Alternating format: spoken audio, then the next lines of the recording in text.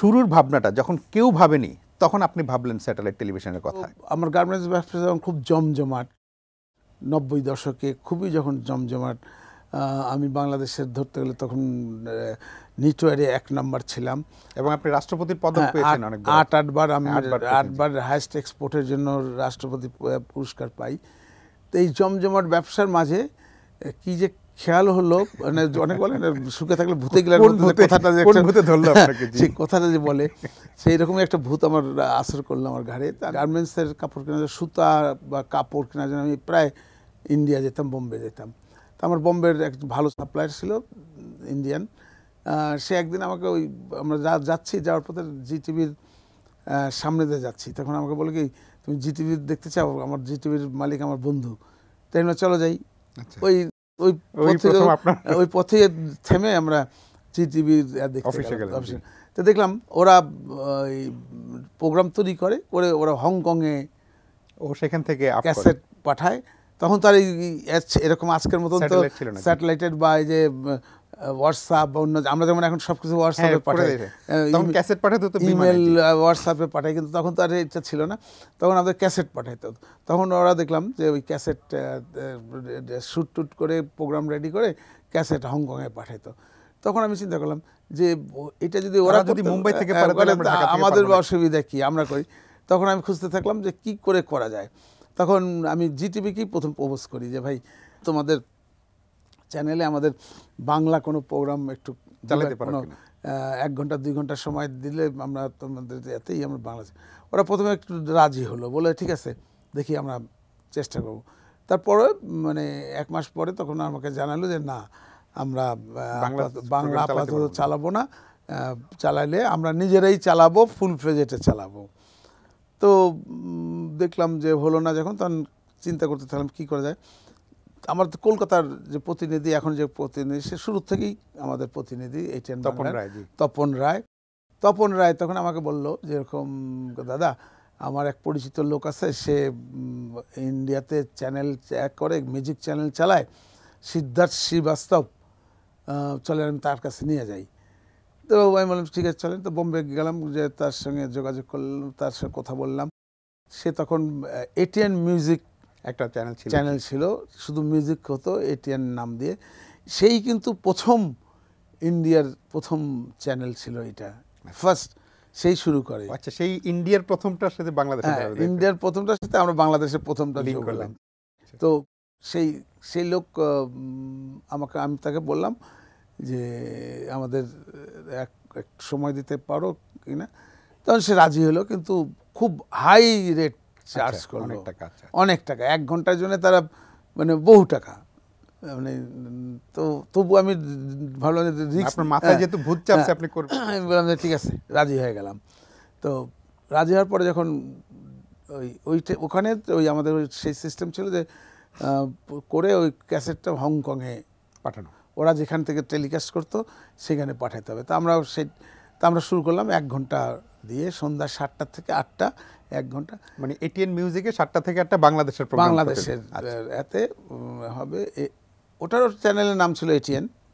তো প্রোগ্রাম তৈরি করে আমাদের যেটা লাক ফেভার করলো যে 1 ঘন্টার প্রোগ্রামটাই এত পপুলার হয়ে গেল, মানে হেভি পপুলার হয়ে গেল। মানে এই কারণে যে তখন বিটিভি ছাড়া তো কোনো অল্টারনেটিভ চ্যানেল ছিল না, দর্শকের কোনো মানে রুচির পরিবর্তন করার কোনো রিলিফের জায়গা ছিল না।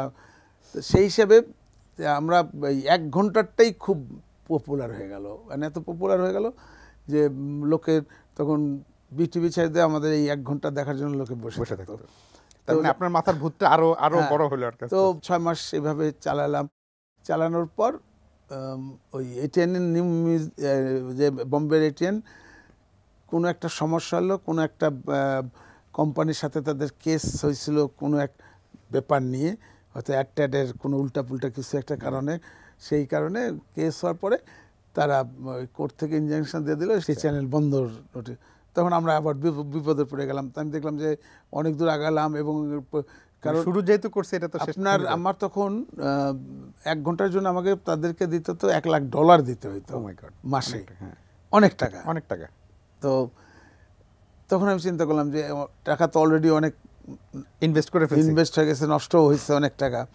তো এখন যদি বন্ধ করি তাহলে তো আমরা এই পুরাটা লস। তখন চিন্তা করতে থাকলাম অল্টারনেটিভ কী করা যায়। তখন এতে সিঙ্গাপুর গেলাম আমি। সিঙ্গাপুরে ব্রডকাস্ট যে এক্সিবিশনটা হয়, হ্যাঁ ফেয়ার যেটা হয় ব্রডকাস্ট ফেয়ার, ওইখানে আমি গেলাম, যে খুঁজতে থাকলাম দেখি কোনো স্যাটেলাইট পাওয়া যায় কিনা, ভাড়াটা পাওয়া যায় কিনা। খুঁজতে কোথায় প্রথমে আমি মালয়েশিয়ান স্যাটেলাইটের ওদের বুথে আমি বসে কথা বলতেছি। তো ওরাও বেশ মানে না দেওয়ার মতনই একটা রেট হাঁকাইলো।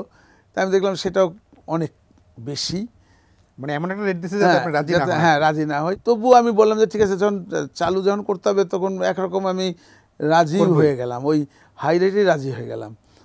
সেই সময় ওদের সঙ্গে কথা টথা বলে বুথ থেকে বাড়ানোর পর একটা লোক দেখি আমার জন্য ওয়েট করতেছে বাইরে। সে আমাকে বলে, তুমি কি স্যাটেলাইটের ভাড়া নিতে চাও? আমি বললাম যে হ্যাঁ, কাশো আমার সঙ্গে। তো সে নিয়ে গেল, সে হচ্ছে থাইকম স্যাটেলাইটের মানে আমাদের এলাকার রিপ্রেজেন্টেটিভ। তো সে বলে যে তুমি কেন যাও, তোমাকে সস্তায় আমরা দিব, যা আমরা রেট নেই তার থেকে তোমাকে ভালো একটা রেট দিব। তো এখানে যেটা হলো যে আমি যে 1 ঘন্টার জন্য বোম্বে যে পয়সা দিতাম $1,00,000, এরা তো 24 ঘন্টার জন্য $1,00,000 আচ্ছা করলো। তাহলে তো আপনার কমে গেল। তাই আমি দেখলাম যে এটা অনেক ভালো। কোথায় 1 ঘন্টার জন্য $1,00,000, সেখানে 24 ঘন্টার জন্য $1,00,000, মাসে $1,00,000। আমি দেখলাম যে এটা খুব ভালো। তখন তাদের সঙ্গে জনপ্রিয় অলরেডি আপনার আগে হয়েছে, তাদের সঙ্গে এগ্রিমেন্ট করলাম। তখন তাদের কাছে বললাম যে ভাই, তোমাদের তো আমরা এতদিন চালাইতাম, যে যাদের থ্রুতে চালাইতাম বোম্বের, তাদেরই সব অ্যারেঞ্জমেন্ট ছিল হংকংয়ে। তো এখন তো আমাদের বাইরে কোনো অ্যারেঞ্জমেন্ট নেই, কারণ আমি তো আর এই ক্যাসেট তো হংকংয়ে পাঠাতে পারবো না। এখন ওর বলে যে না, কোনো অসুবিধা নেই, তোমরা ক্যাসেট সব থাইল্যান্ডে পাঠাবা, আমাদের টেলিপোর্টে পাঠাবা। তখন সে আমাদেরকে ওখানে একটা রুম, ওদের টেলিপোর্টে একটা রুম দিয়ে দিল। আর ওখান থেকে ওই প্রোগ্রাম মাঝে মধ্যে প্রোগ্রাম ওখানে অ্যানাউন্সমেন্ট টাইপের কিছু ওখানে দিল। তো নিয়ে আমরা শুরু করলাম। আপনার 24 ঘন্টার প্রোগ্রাম আমাদের বানানোর। তখন বাংলাদেশে আজকে যেমন ঘরে ঘরে আপনার এই প্রোডাকশন হাউস সব প্রোডাকশন হাউস, এখন প্রোডাকশন কে কি দিবে না কম্পিটিশন। তখন প্রোডাকশন হাউস বলতে তেমন কোনো ছিল না। ওই সবে মাত্র তখন শুরু করছিল ইমপ্রেস টেলিফিল্ম, মানে চ্যানেল আই যারা, তারা তো শুধু বিটিভিতে প্যাকেজ নাটক দিত বোধহয় প্রথম, কিন্তু তারা প্যাকেজ নাটক শুরু করে বাংলাদেশে, তখন তারা এই প্যাকেজ নাটক বিটিভিতে দিত। আমি তখন সাগর সাহেবকে বললাম যে এরকম আপনার তো প্রোডাকশন হাউস আছে, আপনি কি আমাদেরকে প্রোগ্রাম সাপ্লাই করতে পারবেন কিনা? তখন উনি বললেন যে হ্যাঁ, যদি আপনারা চান তা আমাদেরকে এক কাজ করেন, আমাদেরকে 2 ঘন্টা আপনার ওখান থেকে 2 ঘন্টা লিস্ট দেন। তা আমি দেখলাম যে খারাপ না, কারণ 2 ঘন্টা ওরা ওদের তৈরি করা প্রোগ্রাম, নাটক সব কিছু ওরা চালাবে। আমি রাজি হয়ে গেলাম। আমি ঠিক আছে, যান 2 ঘন্টা, একটা রেট ফিক্সড হলো। কারণ আমি ক্যালকুলেশন করলাম যে আমার 24 ঘন্টায় কত টাকা লাগবে, 1 ঘন্টায় কত টাকা হয়, সেই হিসাব রেশিও করে তাদের সঙ্গে একটা করলাম, চুক্তি করলাম। তো 2 ঘন্টার জন্য আমি নিশ্চিন্ত হয়ে গেলাম যে 2 ঘন্টার আমার প্রোগ্রাম তো রেডি আছে, প্রোগ্রাম রেডি হবে, আমার কোনো খরচা হবে না। তো এইভাবে ইমপ্রেস টেলিফিল্ম তখন তারা 2 ঘন্টা আমাদের এখানে শুরু করলো। তারপরে যেটা হলো যে 2 ঘন্টা, আরও বাকি তো থাকলো 22 ঘন্টা। তখন তো শুরুতে তো এত 22 ঘন্টা তো প্রোগ্রাম তৈরি করা কোনো দিন সম্ভব না। 3 ঘন্টা বা 4 ঘন্টা রিপিট করতেন। তখন আমরা 6 ঘন্টা, 6 থেকে 8 ঘন্টা, কোনো সময় 6 ঘন্টা, কোনো সময় 8 ঘন্টা এরকম করে বাকিটা রিপিট করে, বাকিটা 3 বার রিপিট হতো।